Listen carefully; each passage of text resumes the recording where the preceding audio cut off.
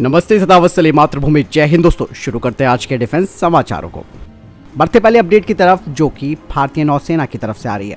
दरअसल दोस्तों, भारतीय नौसेना अपने विमान वाहक पोत INS विक्रांत के लिए किस फाइटर जेट को चुनना है, उसके लिए अब सरकार के फैसले का इंतजार कर रही है। और आप सब जानते हैं कि इस दौड़ में राफेल मरीन और FA-18 सुपर हॉर्नेट शामिल है।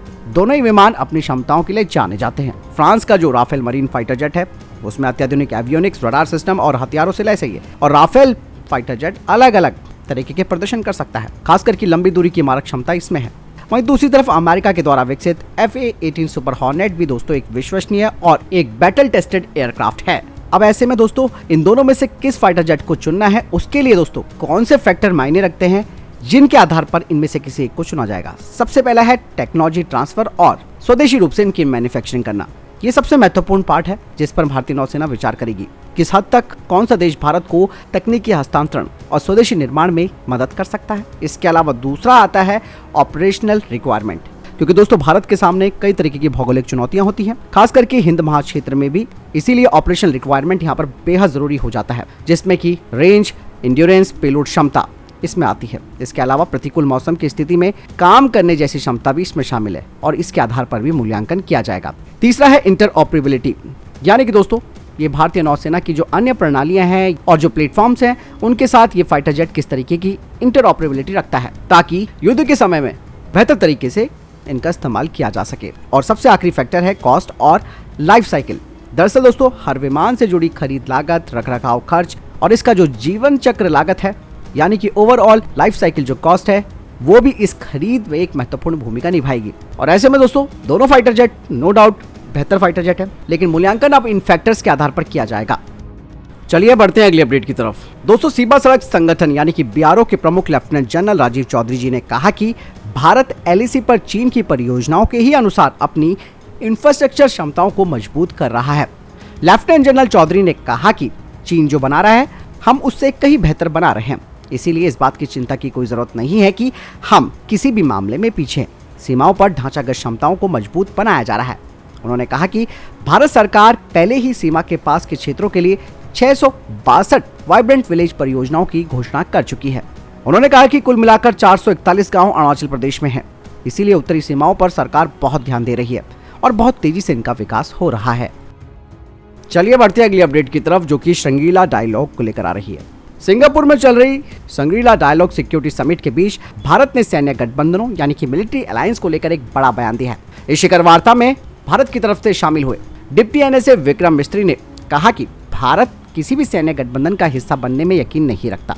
हालांकि जिन तंत्रों का वो हिस्सा है, वहां भारत खुद को बराबर के सहभागी के रूप में जरूर देखता है। साथ ही उन्होंने कहा कि भारत सैन्य गठबंधन का हिस्सा बनने में यकीन नहीं रखता, लेकिन हमारी सैन्य और रक्षा क्षेत्रों में विभिन्न देशों के साथ साझेदारी है और ऐसे सैन्य गठबंधन का अलग ही संकेतक है। और हमारी जो व्याख्या है वो बिल्कुल अलग है। हम किसी गठबंधन का हिस्सा नहीं है। बढ़ते नेक्स्ट अपडेट की तरफ। दोस्तों, भारत और श्रीलंका अब एक एमुनेशन प्लांट लगाने पर विचार कर रहे हैं। द संडे मॉर्निंग की एक रिपोर्ट से पता चला है कि श्रीलंका की सरकार छोटे हथियारों के गोला बारूद निर्माण संयंत्र स्थापित करने के लिए यानी कि small arms ammunition manufacturing plant के लिए भारत के साथ बातचीत कर रही है। पिछले कई दशकों में श्रीलंका ने घरेलू गोला बारूद उद्योग स्थापित करने के लिए कई देशों के साथ बातचीत की, लेकिन वो सफल नहीं हुए।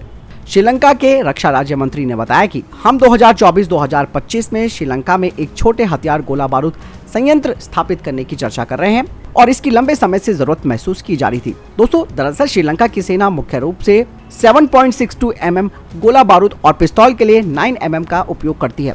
श्रीलंका ने कहा कि वो अपने सशस्त्र बल, पुलिस प्रशिक्षण और अन्य कामों को बनाए रखने के लिए सालाना 30 से 50 मिलियन राउंड छोटे हथियारों के गोला बारूद को आयात करते हैं। श्रीलंका के सशस्त्र बल मुख्य रूप से T-56 असॉल्ट राइफलों का इस्तेमाल करते हैं।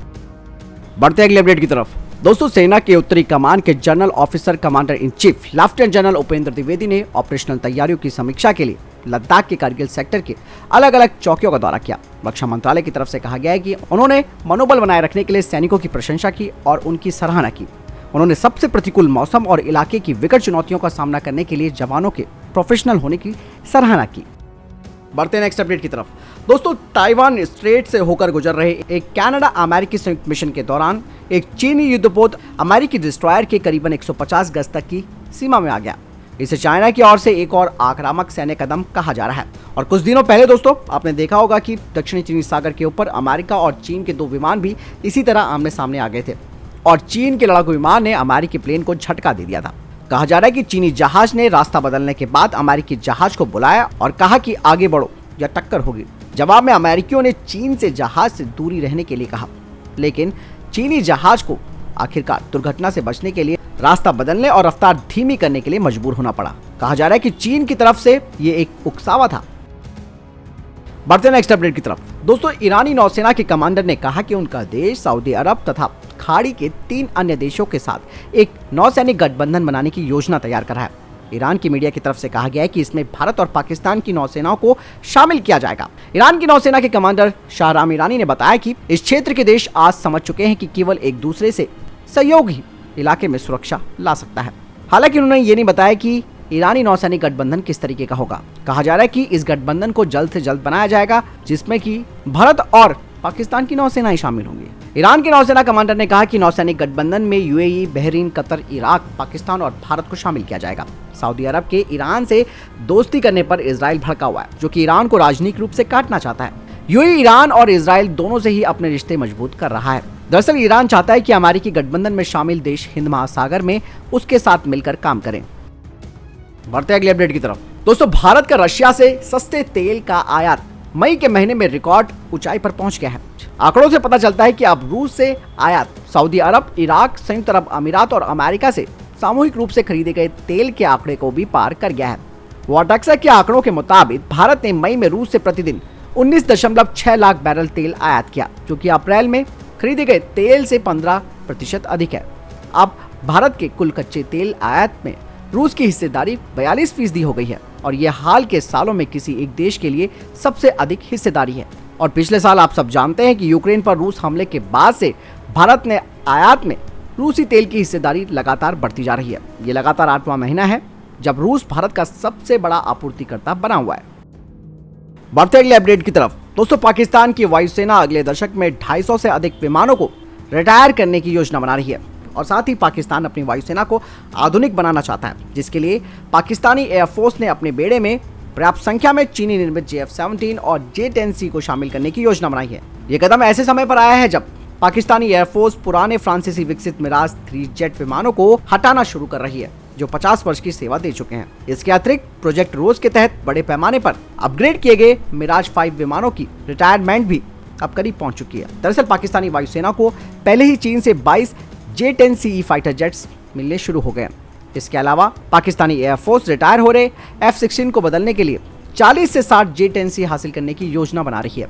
कहा तो ये भी जा रहा है कि तुर्की या चीन से पाकिस्तान 5वीं पीढ़ी के फाइटर जेट को भी खरीदने की संभावनाएं तलाश रहा है। बढ़ते अगले अपडेट की तरफ। दोस्तों भारतीय अंतरिक्ष एजेंसी इस साल अगस्त में आदित्य L1 के प्रक्षेपण के साथ सूर्य का पता लगाने के लिए एक महत्वाकांक्षी मिशन शुरू करने के लिए तैयार है। इसरो की तरफ से कहा जा रहा है कि मिशन के लिए लॉन्च विंडो अगस्त में खुलती है और सैटेलाइट को पृथ्वी से बाहर भेजने की तैयारी चल रही है। इसरो की तरफ से कहा जा रहा है कि हमने सैटेलाइट को तैयार कर लिया है। आदित्य L1 को दोस्तों 5 सालों के लिए डिजाइन किया गया है। आदित्य L1 का प्राथमिक फोकस सूर्य के कोरोना का निरीक्षण करना होगा। इसके अलावा ये अन्य कई महत्वपूर्ण जानकारियां जुटाएगा। बढ़ते अगली अपडेट की तरफ। दोस्तों इसरो भविष्य में इंटरप्लैनेटरी मिशन में रोबोटिक्स को शामिल करने की योजना बना रहा है। इसरो के प्रमुख एस सोमनाथन जी ने भी रोबोटिक्स की भूमिका पर जोर दिया है। उन्होंने कहा कि अंतरिक्ष में संभावनाओं और चुनौतियों का पता लगाने और अध्ययन करने के लिए मानव मिशन से पहले अंतरिक्ष रोबोट्स को तैनात किया जाएगा। रोबोट को आगे भेजकर इसरो का उद्देश्य भविष्य के मानवयुक्त मिशनों की सफलता और सुरक्षा को बढ़ाने के लिए महत्वपूर्ण जानकारी और डेटा एकत्रित करना है। तो फिलहाल दोस्तों ये थे अभी तक के टॉप डिफेंस और स्पेस अपडेट्स। वीडियो के सामने कोई प्रश्न जवाब आपको किस सवाल कमेंट सेक्शन में लिखकर जरूर पूछ सकते हैं। मिलता हूं नए वीडियो के साथ। चैनल जरूर सब्सक्राइब कीजिएगा। जय हिंद, वंदे मातरम।